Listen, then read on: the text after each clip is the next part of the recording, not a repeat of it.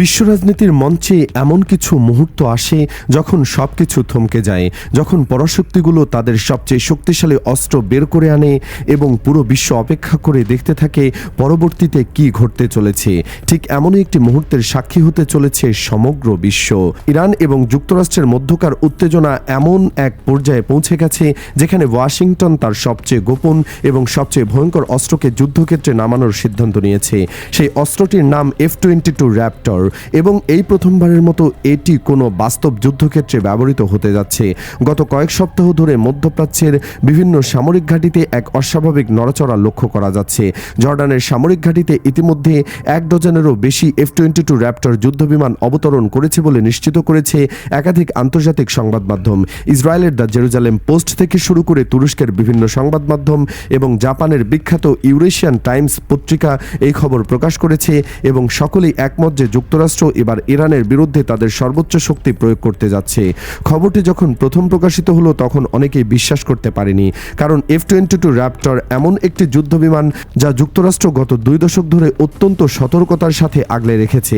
2005 সালে এই যুদ্ধবিমান যখন প্রথম মার্কিন বাহিনীতে যুক্ত হয়েছিল তখন থেকে এটিকে শেষ যুদ্ধের জন্য সংরক্ষিত রাখা হয়েছিল। এমন কোনো যুদ্ধ যেখানে যুক্তরাষ্ট্রের অস্তিত্ব বা আধিপত্য হুমকির মুখে পড়বে এবং এখন মনে হচ্ছে সেই মুহূর্ত এসে গেছে। F-22 র্যাপটর সম্পর্কে যারা জানেন তারা বুঝতে পারবেন কেন এই যুদ্ধবিমানকে এত গুরুত্বপূর্ণ বলে মনে করা হয়। এটি বিশ্বের প্রথম পঞ্চম প্রজন্মের যুদ্ধবিমান এবং আজ পর্যন্ত সবচেয়ে উন্নত এয়ার সুপিরিয়রিটি ফাইটার হিসেবে পরিচিত। লকহিড মার্টিন এবং বোয়িংয়ের মতো বিশ্বের সবচেয়ে বড় দুটি প্রতিরক্ষা কোম্পানি যৌথভাবে এই যুদ্ধবিমান তৈরি করেছে এবং এতে এমন সব প্রযুক্তি ব্যবহার করা হয়েছে যা অন্য যে কোনো দেশের কাছে নেই। এই যুদ্ধবিমানের সবচেয়ে বড় শক্তি হলো এর অত্যন্ত উন্নত স্টেলথ ক্যাপাবিলিটি। সাধারণ ভাষায় বলতে গেলে এই বিমানকে রাডারে ধরা প্রায় অসম্ভব। আন্তর্জাতিক সামরিক বিশেষজ্ঞদের মতে এই যুদ্ধবিমানের রাডার ক্রস সেকশন বা RCS অত্যন্ত কম। কিছু কিছু কোণ থেকে এর পরিমাণ মাত্র 0.001 বর্গমিটার, যা একটি ছোট মার্বেল বলের মতো। মানে আপনি যদি একটি বিশাল যুদ্ধবিমানকে রাডার স্ক্রিনে দেখতে চান তাহলে সেটি একটি মার্বেলের মতো ছোট দেখাবে এবং অনেক ক্ষেত্রে একেবারেই দেখা যাবে না। এই যুদ্ধবিমানের আরেকটি অসাধারণ বৈশিষ্ট্য হলো এর সুপার ক্রুজ সিস্টেম। সাধারণত যুদ্ধবিমানগুলো শব্দের গতির চেয়ে বেশি গতিতে উড়লে আফটার বার্নার ব্যবহার করতে হয়, যা প্রচুর জ্বালানি খরচ করে এবং ইঞ্জিন থেকে অনেক তাপ বের করে যা ইনফ্রারেড সেন্সরে ধরা পড়ে। কিন্তু F-22 র্যাপটর আফটারবার্ন ছাড়াই মাক 1.5 বা ঘন্টায় প্রায় 1850 কিলোমিটার গতিতে উঠতে পারে। এটি এই যুদ্ধবিমানকে অন্য যে কোনো যুদ্ধবিমানের চেয়ে বেশি সময় ধরে উঠতে এবং বেশি দূরত্ব অতিক্রম করতে সাহায্য করে। এই যুদ্ধবিমানের সর্বোচ্চ গতি মাক 2.25 এবং ঘন্টায় প্রায় 2400 কিলোমিটার এবং এটি প্রায় 65,000 ফুট উচ্চতায় উঠতে সক্ষম। এর কমব্যাট রেঞ্জ প্রায় 1500 থেকে 1600 কিলোমিটার, যা ইরানের যে কোনো গুরুত্বপূর্ণ স্থাপনায় আক্রমণ করার জন্য যথেষ্ট। রাডার সিস্টেমের কথা বললে এই যুদ্ধবিমানে রয়েছে AN/APG-77SR রাডার, যা প্রায় 200 কিলোমিটারের বেশি দূর থেকে একসাথে অনেকগুলো টার্গেটে ট্র্যাক করতে পারে। এছাড়াও এখানে রয়েছে AN/AL-R94 ইলেকট্রনিক ওয়ারফেয়ার সিস্টেম, যা 450 কিলোমিটার দূর থেকে যে কোনো রাডার বা আকাশ প্রতিরক্ষা ব্যবস্থাকে জ্যাম করতে পারে এবং ইলেকট্রনিক হুমকি শনাক্ত করতে পারে। এই সক্ষমতা যুদ্ধের ময়দানে অত্যন্ত গুরুত্বপূর্ণ, কারণ শত্রুপক্ষ বুঝতেই পারবে না যে তাদের দিকে কোনো যুদ্ধবিমান এগিয়ে আসছে কিনা। এই যুদ্ধবিমানের মিসাইলগুলো সাধারণ মিসাইল নয়। যুক্তরাষ্ট্র এই মিসাইলগুলোকে স্টেলথ করে তৈরি করেছে এবং রাডার কোটিং দেওয়া হয়েছে যাতে মিসাইলও রাডারে ধরা না পড়ে। মানে পুরো সিস্টেমটাই এমনভাবে ডিজাইন করা হয়েছে যে শত্রুপক্ষ বুঝতেই পারবে না কোথা থেকে আক্রমণ আসছে। এক একটি F-22 র্যাপটরের দাম প্রায় $1 বিলিয়ন কাছাকাছি। এই অত্যাধিক খরচের কারণে যুক্তরাষ্ট্র মাত্র 187টি এই যুদ্ধবিমান তৈরি করেছে এবং 2012 সালের পর থেকে উৎপাদন সম্পূর্ণ বন্ধ রয়েছে। এই 187টির মধ্যে অনেকগুলো প্রশিক্ষণ বিমান এবং প্রকৃত যুদ্ধের জন্য প্রস্তুত বিমানের সংখ্যা প্রায় 150টি এবং এই মূল্যবান সম্পদের প্রায় 50টি মধ্যপ্রাচ্যে পাঠানো হচ্ছে। এই সিদ্ধান্ত যুক্তরাষ্ট্রের জন্য কতটা গুরুত্বপূর্ণ তা বোঝা যায় যখন আমরা জানি যে এই যুদ্ধবিমান এত গোপনীয় যে যুক্তরাষ্ট্র এটি তার সবচেয়ে ঘনিষ্ঠ মিত্রদেরও রপ্তানি করেনি। জাপান, অস্ট্রেলিয়া, ইসরায়েল, এমনকি যুক্তরাষ্ট্র এই যুদ্ধবিমান কিনতে চেয়েছিল কিন্তু যুক্তরাষ্ট্র কাউকে দেয়নি। কারণ হলো এই যুদ্ধবিমানে এমন কিছু প্রযুক্তি রয়েছে যা যুক্তরাষ্ট্র কোনোভাবেই অন্য কারো হাতে দিতে রাজি নয়। এখন প্রশ্ন হলো যুক্তরাষ্ট্র F-35 ব্যবহার না করে F-22 র্যাপটর ব্যবহার করছে কেন? F-35ও একটি পঞ্চম প্রজন্মের যুদ্ধবিমান এবং যুক্তরাষ্ট্রের অনেক মিত্র দেশে এটি রয়েছে।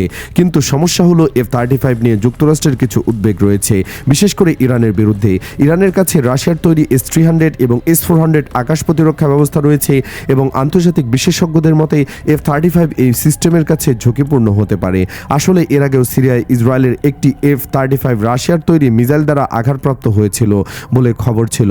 যুক্তরাষ্ট্র এই ঝুঁকি নিতে রাজি নয়। তারা চায় ইরানের বিরুদ্ধে এমন একটি সফল অপারেশন পরিচালনা করতে যেখানে কোনো ধরনের ব্যর্থতার সম্ভাবনা নেই, এবং সেই কারণেই তারা তাদের সবচেয়ে শক্তিশালী অস্ত্র মাঠে নামাচ্ছে। আন্তর্জাতিক সামরিক বিশেষজ্ঞদের মতে ইরানের S-300 বা S-400 মিসাইল সিস্টেম F-22 র্যাপটরকে 30 থেকে 35 কিলোমিটারের কাছাকাছি না আসা পর্যন্ত শনাক্ত করতে পারবে না, অথচ এই যুদ্ধবিমানের অ্যান্টি রেডিয়েশন মিসাইলের রেঞ্জ প্রায় 200 কিলোমিটার। মানে F-22 ইরানের রাডার সিস্টেমকে ধ্বংস করতে পারবে তারা বুঝে ওঠার আগেই। যুক্তরাষ্ট্রের পরিকল্পনা অনুযায়ী এই যুদ্ধবিমানগুলোকে ইরানের ব্যাপক ভিত্তিক বোমাবর্ষণের জন্য ব্যবহার করা হবে না, বরং এগুলোর মূল কাজ হবে ইরানের আকাশ প্রতিরক্ষা ব্যবস্থা ধ্বংস করা।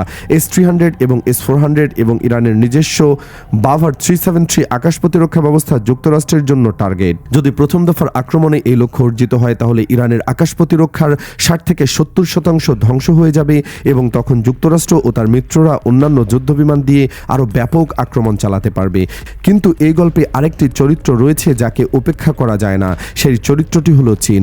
ইরান এবং চীনের মধ্যে গত কয়েক বছরে সামরিক সম্পর্ক অনেক গভীর হয়েছে এবং চীন ইরানকে কিছু অত্যন্ত উন্নত প্রতিরক্ষা প্রযুক্তি দিয়েছে। এর মধ্যে সবচেয়ে গুরুত্বপূর্ণ হলো চীনের 5ম প্রজন্মের রাডার সিস্টেম। এই রাডার সিস্টেমগুলো সাধারণ রাডারের চেয়ে অনেক বেশি শক্তিশালী এবং আন্তর্জাতিক রিপোর্ট অনুযায়ী এগুলো F-22 র্যাপটরকে শনাক্ত করতে সক্ষম। এর আগে দক্ষিণ কোরিয়ায় অবস্থিত মার্কিন F-22 যুদ্ধবিমানগুলোকে চীন তাদের নিজস্ব ভূখণ্ড থেকে এই রাডার দিয়ে শনাক্ত করেছে বলে জানা গেছে। এই রাডারগুলোর রেঞ্জ 1000 থেকে 1500 কিলোমিটার, যা যুক্তরাষ্ট্রের জন্য একটি বড় মাথা ব্যথার কারণ হতে পারে। এছাড়াও চীন ইরানকে তাদের কিল চেইন সিস্টেম দিয়েছে, যা পুরোপুরি সক্রিয় রয়েছে। HQ-9 এবং HQ-9B এর মতো শক্তিশালী আকাশ প্রতিরক্ষা ব্যবস্থা ইরানের বিভিন্ন গুরুত্বপূর্ণ স্থানে মোতায়েন রয়েছে। চীনের সিনথেটিক অ্যাপারচার রাডার স্যাটেলাইট সিস্টেমও ইরানকে 24 ঘন্টা সকল ধরনের তথ্য প্রদান করছে। আরও উদ্বেগের বিষয় হলো ভারত মহাসাগর এবং আরব সাগরে বর্তমানে চীনের অন্তত 6টি যুদ্ধবিমান অবস্থান করছে এবং এগুলো ইরানকে রিয়েল টাইম ডাটা ট্রান্সফার করছে বলে জানা গেছে। মানে যুক্তরাষ্ট্র যখন ইরানের দিকে এগিয়ে আসবে তখন ইরান অনেক আগেই জানতে পারবে। এই পরিস্থিতি বিশ্লেষণ করলে বোঝা যায় যে এই যুদ্ধটি শুধু ইরান এবং যুক্তরাষ্ট্রের মধ্যে নয়, এটি আসলে যুক্তরাষ্ট্র এবং চীনের প্রযুক্তির মধ্যে একটি পরোক্ষ লড়াই।